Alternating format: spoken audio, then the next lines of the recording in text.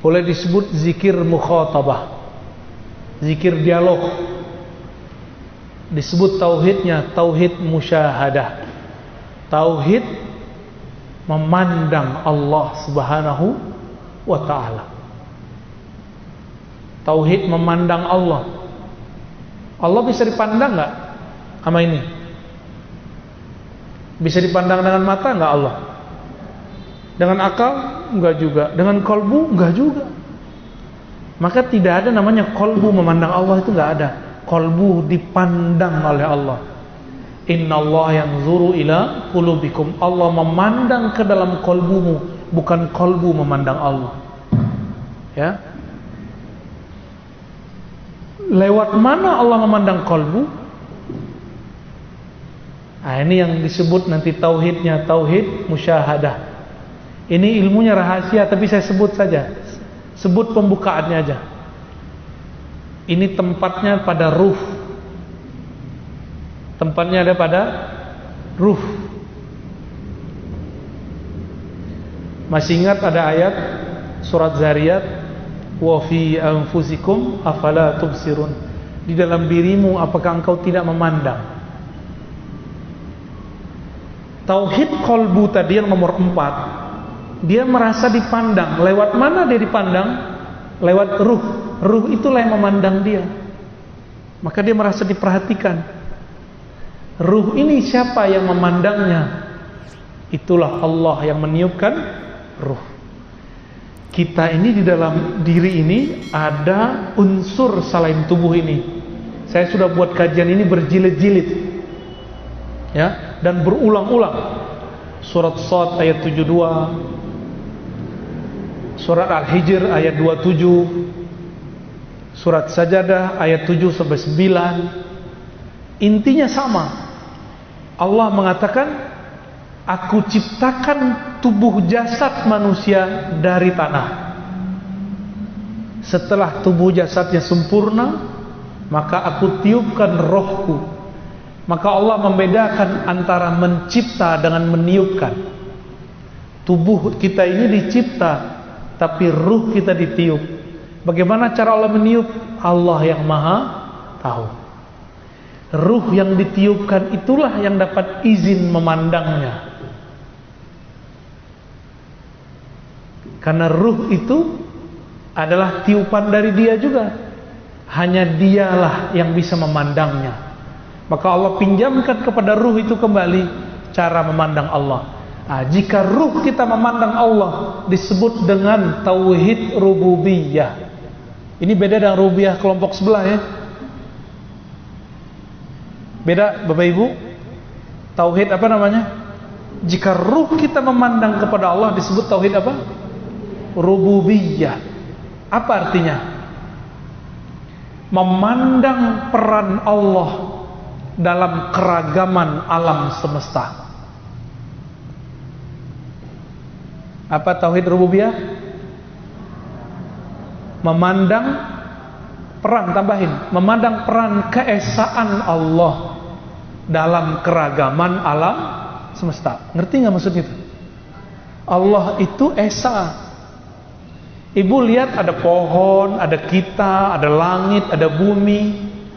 Dalam memandang itu semua, kita punya keyakinan bahwa semua ini diciptakan dengan kunnya Allah. Nah, maka ini tauhidnya, lafaznya ada pada kun fayakun. Ya, apa lafaz tauhidnya? Kun fayakun. Kalau diurai jadi la ilaha illallah, la ilaha illallah, apa maknanya? La qudrata wa la iradata illallah. Itu cara ngurainya. Tiada kudrat, tiada iradat, tiada kuasa, tiada kehendak, kecuali semuanya adalah kehendak dan kuasa Allah Subhanahu wa ta'ala. Ini nama tauhidnya apa? Tauhid rububiyah. Jadi bagi kita, tauhid rububiyah ini bukan sesuatu yang berbeda dengan uluhiyah dipisah-pisah terus bertentangan, enggak. Rububiyah ini satu paket dengan uluhiyah. Ini cuma beda makom. Oleh kelompok sebelah beda. Bagi mereka tauhid rububiyah itu tauhidnya orang musyrik. Tauhid selain kelompok mereka. Bahkan disamakan tauhid musyrik, tauhid filosof, tauhid ahli kalam, tauhid kelompok yang berbeda dengan dia. Kelompok Asy'ariyah disebut cuma sampai rububiyah, Sufi cuma sampai disebut dengan rububiyah. Ini gak adil. Jadi kelompok sebelah nyebut rububiyah itu gak adil. Dan aneh, kok disebut tauhid orang musyrik? Loh, ada emang tauhid orang musyrik? Musyrik artinya apa musyrik? Menyekutukan Allah. Tauhid mengesahkan Allah. Nyambung gak? Tauhid musyrik nyambung gak? Gak nyambung. Ya. Jadi tauhid rububiyah versi kita berbeda definisi dengan tauhid rububiyah versi kelompok yang menganggap kita ini sesat. Kita sih nggak anggap mereka sesat, cuma anggap kita berbeda. Udah, ya. Kita beda, bro, gitu ya. Anda sesatkan kami, urusan Anda.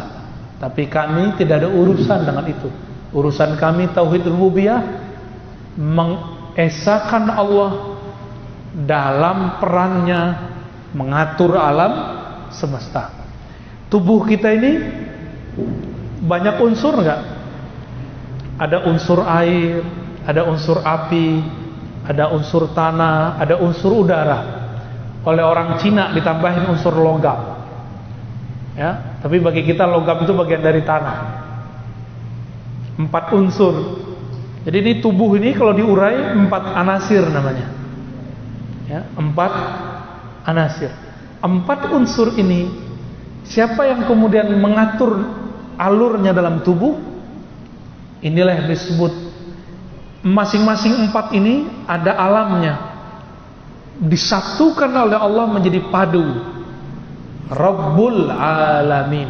Alhamdulillahi Rabbil alamin. Segala puji bagi Allah yang Rabbi, yang memadukan, yang menyatukan alam semesta dalam keesaannya dengan keesaannya. Ya. Jadi Allah tetap sendiri meskipun yang diurus banyak.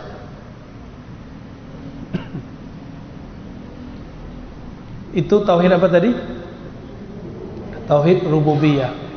Maka orang ini dia memandang apa aja, di situ dia melihat peran Allah. Itu. Dia lihat dirinya, lihat satu helai rambut di badannya, yang dia pandang adalah Allah Subhanahu wa ta'ala. Terus ada yang lebih tinggi. Kalau tadi sifat yang berganti, sekarang bukan lagi, namanya tauhid musyahadah atau disebut juga tauhid uluhiyah. Tadi musyahadah nama depannya sudah ada, kita tambahin ini musyahadah uluhiyah, ada musyahadah rububiyah. Ini musyahadah uluhiyah. Apa arti musyahadah uluhiyah? Itulah yang terkandung dalam surat Thaha ayat 14 dan surat Al-Ikhlas ayat pertama. Wahai Musa, kata Allah, la ilaha illa ana. Wahai Musa, tiada yang berhak disembah, yang berhak dituju, yang berhak dipuji kecuali aku. Ini yang ngomong siapa? Allah. Jadi Allah mengesahkan dirinya dengan dirinya, nggak perlu alam.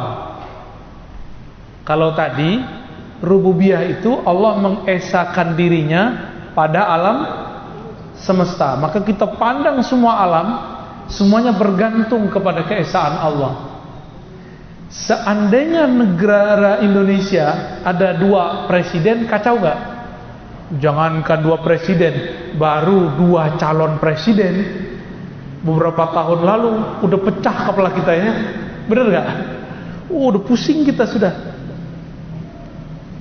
Gimana kalau 2 pemilik alam semesta? Jika ada 2 Tuhan di alam ini, negeri ini hancur, negaranya hancur, semua alam semesta hancur.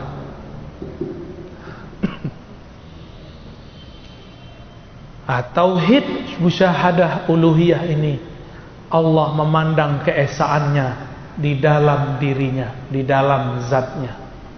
Dan ini rahasia di dalam rahasia.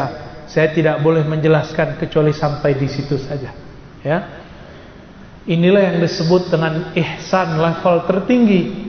Engkau sholat seakan memandang Allah Subhanahu wa ta'ala. Jadi itu bukan dengan kolbu, itu dengan ruh. Nah, ini beberapa guru, kiai, mursyid itu keliru. Dia sebut memandang Allah dengan kolbu. Itu salah fatal.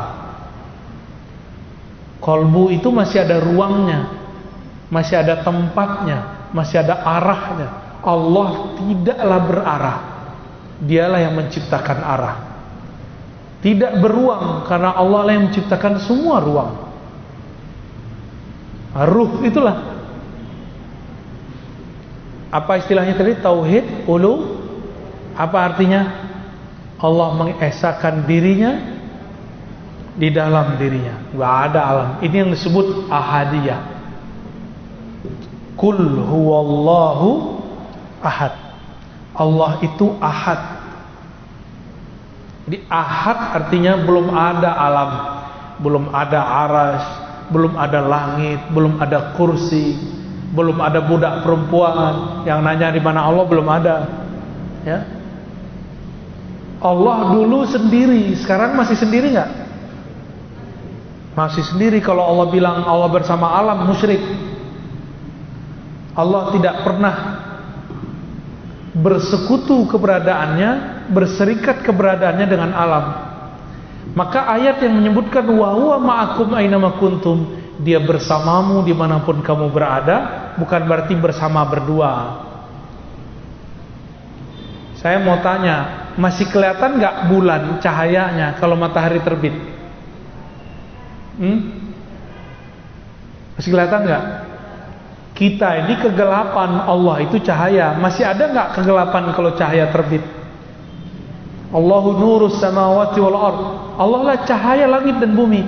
Kita ini langit bumi yang gelap. Allah cahayanya. Masih ada nggak kegelapannya? Udah nggak ada lagi. Ya. Maka tidak bisa digandengkan antara gelap dan cahaya. Kita ini gelap, Allah terbit dengan nurnya, hilanglah kita. Apa maksudnya? Jika Allah memperkenalkan dirinya kepada hamba, maka habislah hamba. Itulah makna kalam ulama. Siapa yang kenal diri, man arafa nafsahu arafa rabbahu. Siapa yang kenal diri, kenal Allah. Siapa yang kenal Allah, hilanglah dirinya. Man arafa nafsahu fana, man arafa rabbahu fana nafsahu. Ya. Siapa yang kenal Allah, maka dirinya binasa, dirinya tiada.